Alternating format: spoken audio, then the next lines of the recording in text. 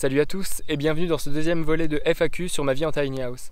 Dans la vidéo précédente, je répondais à vos questions sur les thématiques du projet, budget, législation et entretien. Aujourd'hui, le menu entrée plat dessert sera terrain et environnement, vie pratique et vie sociale. Et en petit digestif, il y aura un top 3 du plus difficile dans mon mode de vie actuel, suivi bien évidemment d'un top 3 du meilleur.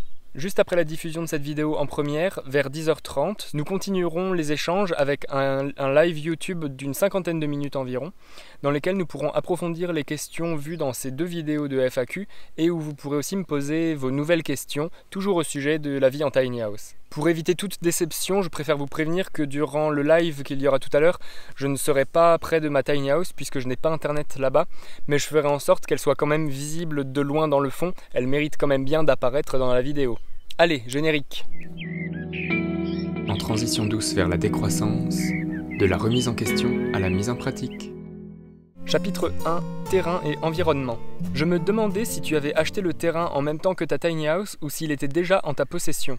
Ni l'un ni l'autre, je suis installé sur un terrain qui ne m'appartient pas, entre les champs d'une ferme maraîchère bio, c'est là où je travaille à mi-temps, et mon loyer c'est 1 jour de travail par semaine, d'où le fait que mes charges soient réduites. Pour les raccordements EDF et eau, j'ai vu que tu les as fait toi-même. Cela nécessite-t-il des demandes au préalable chez EDF ou à ta régie eau ? Vu ma réponse à la question précédente, vous comprendrez que je n'ai pas eu besoin de faire de demande. Nous avons simplement, avec le propriétaire, installé une arrivée électrique supplémentaire sur le tableau électrique existant et on a fait pareil pour l'eau, c'est-à-dire qu'on a mis une vanne supplémentaire sur une arrivée d'eau existante. C'est aussi ce qui fait que je ne peux pas connaître ma consommation ni d'eau ni d'électricité puisque je suis raccordé sur des compteurs communs. Où partent tes eaux grises? As-tu envisagé d'investir dans une micro-station d'épuration? Mes eaux grises sortent directement dehors, à 3 mètres de la maison. Mais entre l'évier pour la vaisselle, la douche et le savon comme seul moyen de produit nettoyant, mes eaux ne sont pas franchement grises. Du coup, je n'ai pas prévu d'investir dans une micro-station d'épuration, puisque vu la qualité et le volume de ma consommation d'eau, je pense que mon jardin est actuellement capable d'assurer le traitement de mes eaux usées. Est-ce que tu envisages d'avoir des panneaux solaires? Non, vu ma situation actuelle, je n'envisage pas de passer en autonomie énergétique. La pluie fait-elle beaucoup de bruit lorsqu'on est à l'intérieur? Comment gères-tu les intempéries en tiny? Bruit, mouvement, humidité intérieure. Les grosses pluies s'entendent bien, oui, mais les pluies légères, non. C'est surtout impressionnant quand je suis dans ma mezzanine à quelques dizaines de centimètres du toit. Pour comparaison, c'est beaucoup moins bruyant que sous une véranda, par exemple. Et puis dès lors que j'ai la musique, s'il se met à pleuvoir, je ne m'en rends en général même pas compte. Lorsqu'il y a eu les grosses tempêtes de vent en février, c'était vraiment impressionnant. Il y a même une nuit où le bruit du vent m'a réveillé, et pourtant je suis du genre à avoir un sommeil de plomb. Ma plus grande crainte n'était même pas qu'une branche de l'arbre ne se casse et tombe sur la tiny, parce que j'en suis assez éloigné, mais c'était que la cheminée de mon poêle ne s'arrache avec le vent. Mais bon, c'était qu'une crainte, hein, Olsisla a résisté à tout. Avec les rafales, ça bouge un petit peu à l'intérieur, mais un petit peu seulement, parce que j'ai stabilisé la remorque avec une chandelle à chaque coin. Concernant l'humidité intérieure, les intempéries n'influencent pas franchement. L'humidité extérieure influence un petit peu, certes, mais c'est très léger. Je crois surtout que quand c'est très humide dehors, ça ne va pas faire augmenter l'humidité intérieure, mais ça va faire en sorte que ça baisse moins vite à l'intérieur. Durant cet hiver, qui a été particulièrement humide, j'ai eu en général entre 60 et 68% d'humidité. As-tu plus souvent des insectes en tiny par rapport à une maison classique?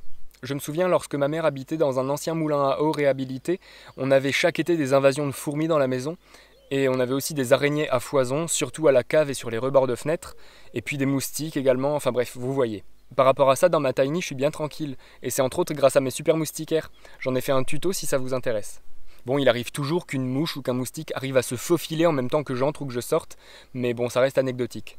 J'ai beaucoup moins d'araignées que dans une maison en briques, j'en ai quand même une ou deux, mais elles sont tout aussi tiny que ma maison, alors du coup je les laisse tranquilles dans leur toile, elles ne me dérangent pas. Cet hiver j'ai eu des visiteuses par contre, les punaises. Et je les soupçonne d'être arrivées avec le bois de chauffe pour le poêle que j'ai ramené chez moi. J'ai dû en sortir une vingtaine, à chaque fois il y en avait 2 qui réapparaissaient de temps en temps, mais maintenant ça s'est calmé. Par contre c'est dehors qu'il y a du monde. Les guêpes commencent déjà à rôder, les frelons aussi. Et un soir, récemment, j'ai eu la surprise d'être accueilli par une grosse araignée noire sur le mur à une trentaine de centimètres de ma porte d'entrée. Elle m'a pas rassuré, celle-là. As-tu un paratonnerre? Alors cette question... Oui, sérieusement. Un ami me l'a posée pas longtemps après que je reçoive la tiny. J'ai trouvé ça tellement inattendu comme question.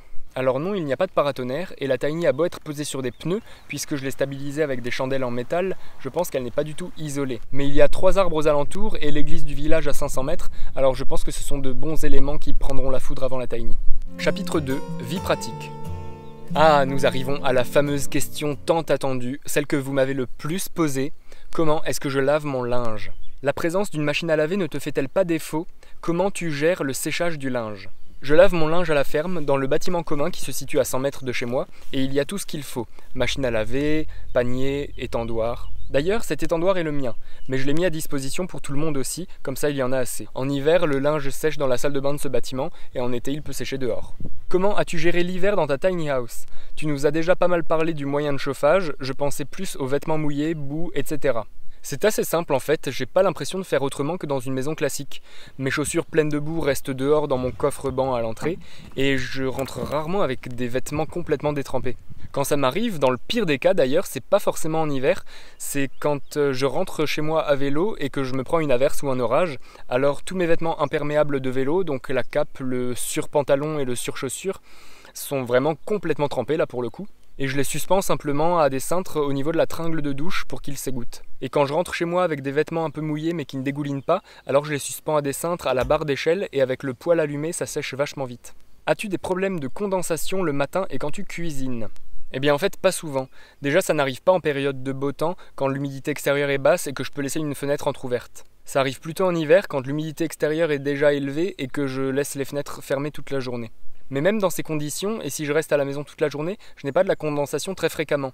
J'ai pu me rendre compte que la condensation a tendance à se faire avec les cas suivants. Premier cas, s'il y a un textile devant la fenêtre. Il est fréquent que le matin, notamment en hiver, quand j'ouvre le rideau de ma chambre, il y ait un petit peu de condensation sur la fenêtre, alors qu'il n'y en a pas sur les autres fenêtres en bas qui n'ont pas de textile. J'ai pu valider cette hypothèse quand durant une période j'avais une tenture sur une fenêtre en bas aussi. Elle pouvait avoir de la condensation alors que toutes les autres n'en avaient pas. Deuxième cas, plus on est nombreux.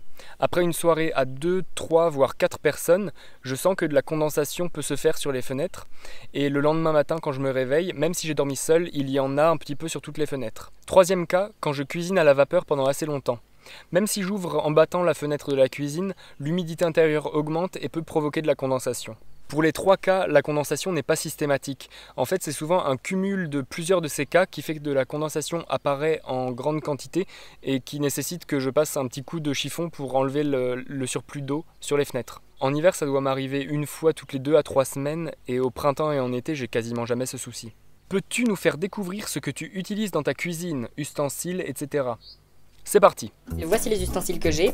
Il me manquerait une louche. Parfois j'en ai besoin, du coup je vais en emprunter dans le bâtiment commun. Mais je vais essayer de m'en trouver une dans une prochaine brocante quand on pourra nouveau en faire. L'extracteur de jus, les couteaux de cuisine, poivrier géant, dessous de plat, planche à découper. Ici quelques épices, presse citron, les tisanes et les infusions. Dans le tiroir tous les couverts. En dessous du tiroir, ce sont la vaisselle, les assiettes, les serviettes. Derrière les assiettes plates, j'ai les assiettes creuses. Et au fond, j'ai les petites assiettes à dessert que je n'utilise presque jamais. Et tout en bas, mes casseroles, la poêle, les couvercles, une carafe. Au niveau de l'évier, j'ai juste une petite éponge lavable, une brosse et puis le savon. Ça me sert de produit vaisselle. En dessous de l'évier, la passoire, le saladier, des plats, les petites poubelles, les tupperwares. Et puis une grosse casserole et puis un peu du... Mon frigo qui est éteint, mais voilà, dans lequel je range quand même de la nourriture. La gazinière 4 feux, avec un four au gaz également. Tout en dessous du four, je peux y ranger le moule. Au-dessus de la gazinière, j'ai encore un peu de vaisselle, ma théière, des tasses, voilà, de la poterie quoi. Et puis les épices. Et à côté, sur la porte de la salle de bain, j'ai mes torchons et ma nique. Y a-t-il un sommier sous le matelas et comment l'air circule sous celui-ci? Oui, il y a un sommier sous le matelas et c'est un sommier tout à fait classique, sans pied. Je pense que l'air doit circuler correctement puisque le sol et le matelas sont impeccables, il n'y a pas de moisissure. D'ailleurs, j'avoue que je ne me suis jamais posé cette question avant et là c'est la première fois en 1 an et demi que je soulève mon matelas. Est-ce qu'un coin petite table et canapé ne te manque pas trop pour te poser en journée? Est-ce que tu te poses sur le lit du coup? Et si oui, est-ce confortable assis pour lire? Il y a 2 mois, j'avais encore ma batterie électronique dans ma Tiny. Ça avait été une de mes demandes prioritaires et principales à Baluchon pour la conception des plans.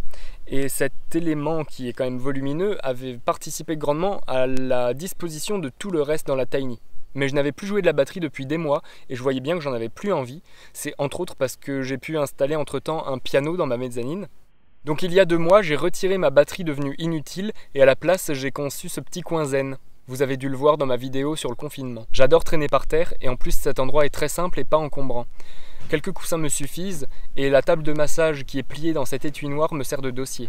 Mais sinon, il m'arrive aussi de me poser sur mon lit pour lire ou même d'y manger en regardant un film, comme vous avez pu le voir dans ma vidéo sur l'utilisation minimaliste d'internet. Et c'est agréable, oui, je pense qu'on est nombreux à aimer lire dans notre lit, et un lit dans une tiny n'est pas différent qu'un lit dans une autre maison, si ce n'est que c'est encore plus cosy du fait de la mezzanine, et c'est un endroit parfait pour trouver le calme et la tranquillité. Une petite table ne me manque vraiment pas, j'ai 2 belles tables à rabat qui sont largement suffisantes, c'est là que je reçois à chaque fois les invités, donc j'ai pas de coin salon effectivement. Et durant les beaux jours, c'est tout le monde dehors, tellement agréable. Comment se passe la réception du courrier en tiny? Est-ce que tu as une adresse et une boîte aux lettres? Je suis officiellement domicilié chez ma mère, c'est elle qui réceptionne mon courrier administratif et lorsque c'est important, elle me le transfère par SMS. Mais de nos jours, on reçoit presque tout en ligne. Pour les courriers privés, si mes amis veulent m'envoyer une carte postale par exemple, ou si je commande un colis, eh bien je rentre l'adresse de la ferme en mettant Alexandre Leroux chez Patati et le courrier arrive. Tu te sens pas trop excentré d'activités intéressantes comme des tables rondes autour de l'écologie, de cours de yoga, d'un magasin bio, de petits producteurs? Ça ne t'arrive pas de laisser tomber un projet parce que tu n'as pas de voiture et que c'est trop compliqué avec les autres moyens de transport? Je ne me sens pas trop excentré, bien que je le sois, mais c'est peut-être dû au fait que je peux faire tous mes loisirs chez moi. Yoga, musique, dessin, lecture, vélo, soirée jeux de société avec les collègues dans le bâtiment commun, ou bien en invitant mes amis chez moi. Je n'ai déjà pas assez de temps pour pratiquer autant que je le voudrais toutes ces activités, alors je ne vois pas comment je pourrais rajouter d'autres activités dans ma semaine. Il y a plein d'autres loisirs que j'ai pratiqués et que j'adorais, comme le badminton, l'équitation ou la danse rock. Je pourrais d'ailleurs reprendre facilement l'équitation parce qu'il y a un club équestre dans mon village et les clubs de badminton ça se trouve facilement. Mais j'y ai renoncé, non pas à cause du fait que j'habite en campagne et que je n'ai pas de voiture, mais parce que je n'ai que des journées de 24 heures. Avec le vélo et le train, je peux être assez rapidement partout au final. Et l'avantage du vélo, c'est que je le considère plus comme un sport que comme un temps de déplacement. En temps normaux, tous mes week-ends sont complètement remplis de choses à faire et d'amis à aller voir, alors lorsque je décline une invitation, ce n'est pas tant à cause du fait que l'organisation de déplacement soit compliquée, mais c'est plutôt parce que j'ai besoin de me reposer et de rester seul chez moi. Et je n'ai aucune gêne à l'annoncer très clairement à ceux dont je décline l'invitation, je n'ai aucune gêne à dire la vérité, il me semble que c'est encore comme ça que je suis le plus respectueux de mes proches. Il y a quand même quelque chose que j'ai cessé de faire parce que c'est très contraignant d'y accéder, c'est de faire des dons de plasma. Ça se situe à 30 km de chez moi et aller faire un don du sang à vélo, c'est pas vraiment une bonne idée. Mais concernant des événements comme une table ronde au sujet de l'écologie, c'est vrai que ça m'intéresserait bien de faire ce genre de choses. Et maintenant, l'idée la plus simple qui me vient, ce serait de l'organiser chez moi. En plus, ce serait assez pertinent comme cadre. Quelle différence as-tu entre la vision que tu avais lors de la conception des plans pour répondre à tes besoins et à ton mode de vie, et la réalité d'aujourd'hui ? Lors de la réalisation des plans, j'habitais alors en appartement en colocation et j'avais un emploi à temps plein dans une entreprise que je ne pensais pas encore quitter. Mon cadre de vie était totalement différent, mais j'étais déjà dans une démarche assez poussée de minimalisme avec très peu d'affaires chez moi et mon coloc était un petit peu dans la même démarche que moi, pas très encombré. Voici une photo de notre salon à cette époque. Je ne m'inquiétais pas du tout quant au fait que je me sentirais bien dans une maison aussi petite qu'une tiny. Ce sur quoi je comptais, c'était de pouvoir m'installer sur un terrain végétalisé où je puisse me sentir aussi bien à l'extérieur. Et au moment des conceptions des plans, je ne savais pas du tout où est-ce que j'allais atterrir. J'avais une piste dans le village d'Ungersheim dont je parlais dans la vidéo numéro 1, et au final j'ai atterri sur le terrain où je suis maintenant, alors que je ne connaissais même pas ce lieu au moment de mon lancement du projet Tiny House. Comme quoi la vie est pleine de surprises. Je sais pas si j'ai bien répondu à la question.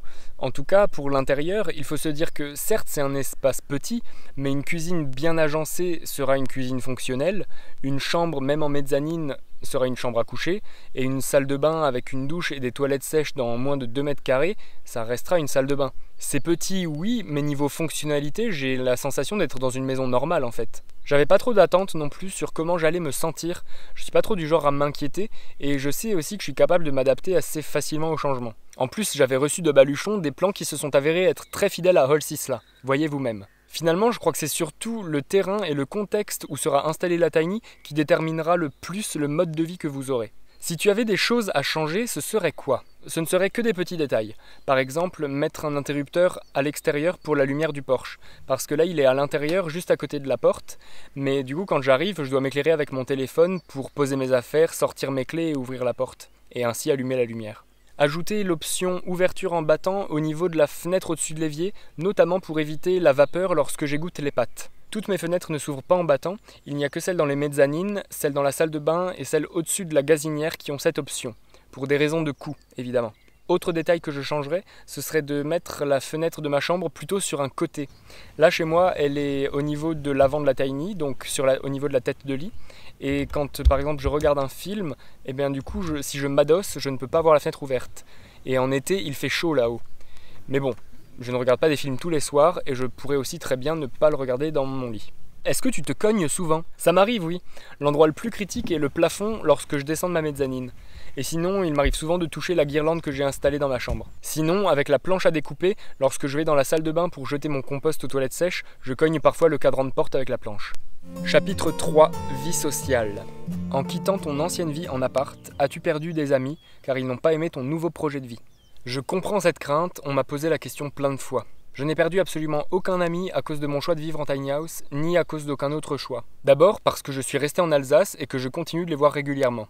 Ensuite parce que ce sont de vrais amis, le genre qui m'acceptent tel que je suis et qui sont heureux que je m'épanouisse dans mes choix. Et ils ne vont pas non plus se priver de me charrier ouvertement avec mon mode de vie écolo, yogi, mangeur de légumes qui n'a besoin de rien, mais j'en rigole avec eux et on se marre comme on l'a toujours fait avec chacun d'entre nous. Je n'ai jamais eu peur de perdre mes amis. Retournons la situation. Si un de mes amis faisait un choix que je n'aurais pas fait moi-même, je ne couperais certainement pas les ponts avec lui. Je serais heureux pour lui et je l'encouragerais, dans la mesure où son projet n'irait pas à l'encontre totale de mon éthique, bien sûr. Pourquoi mes amis en feraient autrement avec mon projet de vie? Vous savez, je n'ai pas radicalement changé depuis que j'habite en tiny.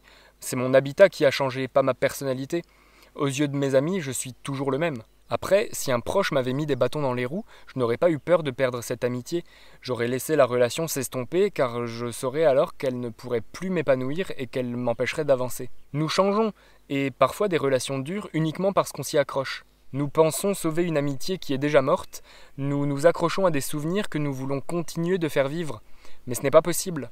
Les souvenirs sont dans le passé et le passé doit nous aider à aller de l'avant. S'accrocher obstinément au passé nous bloque dans le passé et nous empêche de vivre dans le présent pour construire l'avenir. Ce qui me donne confiance, c'est de me dire qu'en vivant pleinement ce en quoi je crois, je ne peux que rencontrer des personnes extraordinaires avec qui créer de nouvelles belles relations, toujours plus riches et parfois plus profondes. Tout compte fait, il y a plus de chances que ce soit moi qui décide de prendre de la distance avec des proches plutôt que l'inverse. Peux-tu nous parler des réactions de tes proches devant tes choix de vie, tiny, travail? S'il y a bien quelque chose qui plaît à mes proches, c'est que je vais au bout de mes idées. Et tous m'encouragent et me félicitent, car ils comprennent que la vie que j'ai envie de mener est raisonnable par rapport au monde consumériste et effréné dans lequel nous vivons. Certains m'ont même avoué que je les inspire aussi à mettre des choses en place dans leur vie. Et mes parents géniaux, ils sont fiers de moi, ils sont fiers de tous leurs enfants et ils nous le disent. Et ça donne du courage. Merci à eux, ils m'ont amplement facilité la prise de décision dans mes choix. En dehors du fait que ma famille est très ouverte d'esprit, je suis convaincu qu'ils ont aussi accueilli tous mes choix avec beaucoup de douceur parce que depuis 2013, je n'ai cessé de leur annoncer des nouveautés, en commençant par la pratique de yoga, puis le fait que je devienne végétarien en 2015, ensuite le fait que je réduise mon temps de travail à mon CDI pour ouvrir une coopérative de yoga en 2016, a suivi en 2017 le lancement du projet Tiny House et en 2018 j'ai démissionné officiellement de mon travail pour faire 4 mois de woofing. Je pense qu'ils ont fini par s'attendre à tout avec moi. En plus, j'ai toujours expliqué mes choix selon ce qui me tenait à cœur. Ils comprenaient bien que tout n'était qu'une suite logique et ils sentaient dans mon discours qu'il n'en serait pas autrement. Et j'ai toujours su rassurer mes parents en leur exposant le projet qu'il y avait derrière chacun de mes choix. Et ils voyaient que je ne prenais pas de gros risques et que tout était réfléchi. Mais je n'avais pas forcément besoin de leur avis pour me décider. Et lorsque j'ai besoin d'un conseil, je sais aussi aller voir l'ami qui saura répondre ce que j'ai envie d'entendre. Ou d'aller vers le plus compétent pour m'apporter un vrai conseil utile, un contact, une piste, une prévention. Et au contraire, je sais aussi éviter ceux qui sont le plus susceptibles de me partager uniquement leurs peurs, leurs doutes et leurs craintes. Je n'ai pas besoin de la peur des autres pour mes choix. J'ai confiance en mes sentiments et je prépare bien les choses en me projetant dans différents scénarios et je pense que c'est tout ce qui est nécessaire pour pouvoir accomplir des changements de vie sans prendre de risques inutiles. Quel est ton statut vis-à-vis de la ferme? Es-tu auto-entrepreneur? Vis-à-vis de la ferme, je suis salarié à mi-temps en CDI. Et à côté, je suis aussi auto-entrepreneur en tant que designer graphiste, mais en ce moment, je n'utilise pas trop ce statut. As-tu un animal avec toi dans ta tiny? À part les tiny araignées, non. J'ai toujours adoré les chats, mais par chez nous, ils se font empoisonner, alors j'ai pas envie de prendre ce risque. Et puis en plus, en pleine nature, ils mangent les oiseaux, alors c'est pas super. Mais je vois toujours régulièrement mes petites chattes d'appartement qui sont chez ma sœur et qui vont bientôt avoir 10 ans.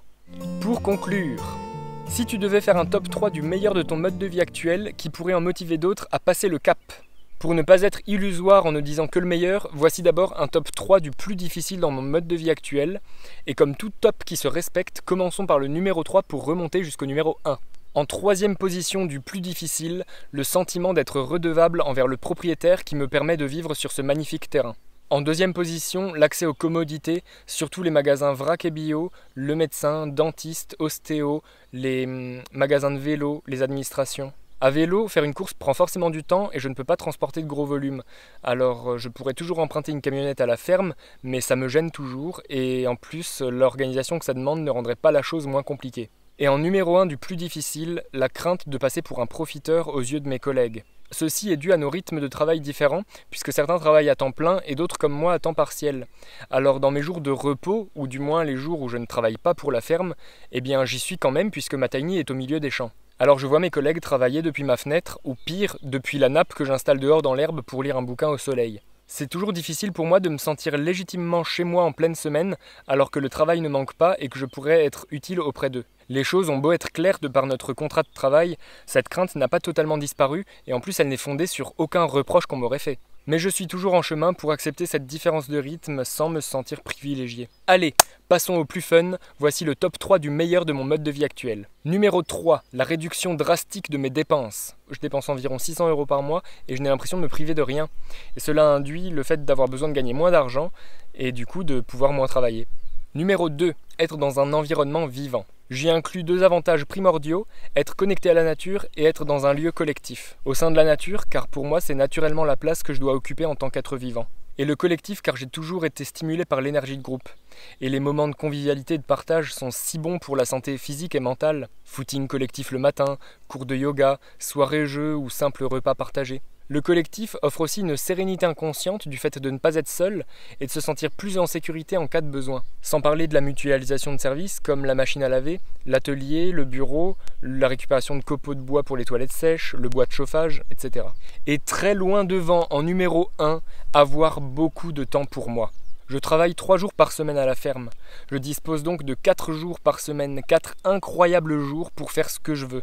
Et j'en fais des choses, yoga, piano, musique, donner des massages, réaliser des vidéos, du graphisme, de la lecture, du visionnage de vidéos, aller voir mes proches, des jeux de société. J'ai juste l'impression de pouvoir vivre à mon rythme et de ne plus être frustré d'un manque de temps pour un loisir. 4 jours par semaine de temps disponible pour mes obligations et mes loisirs, c'est un véritable luxe. C'est pouvoir m'épanouir, c'est profiter de ma jeunesse, c'est pouvoir progresser dans mes activités et apprendre de nouvelles choses, et c'est avoir du temps pour voir mes proches et pour prendre soin de moi. C'est juste le rêve, c'est la vie juste. Et je vous souhaite sincèrement que vous ayez le courage d'entamer vous aussi votre transition douce vers vos rêves et de commencer dès maintenant. Tout commence par un petit pas et il n'est pas nécessaire de voir le bout du chemin pour commencer à marcher. Ce qui est certain, c'est qu'à chaque étape, aussi petite soit-elle, vous avancerez vers votre rêve. Nous y sommes, j'ai répondu à toutes vos questions, mais je vous fais assez confiance pour en avoir encore plein d'autres à me poser. Nous allons poursuivre avec un live YouTube d'une 50aine de minutes dans laquelle nous pourrons approfondir toutes les questions qu'on a vues dans ces 2 vidéos FAQ et dans laquelle vous pourrez aussi me poser vos nouvelles questions sur la vie en tiny house. Juste avant le lancement du live qui démarrera vers 10h30, je tiens à remercier du fond du cœur tous mes tipeurs, vous êtes géniaux. Et c'est bon de voir que la pratique de la participation en conscience se perpétue. Pensez à cliquer sur j'aime avant de quitter cette vidéo et abonnez-vous si les sujets de la vie alternative vous intéressent. Je vous dis à tout de suite.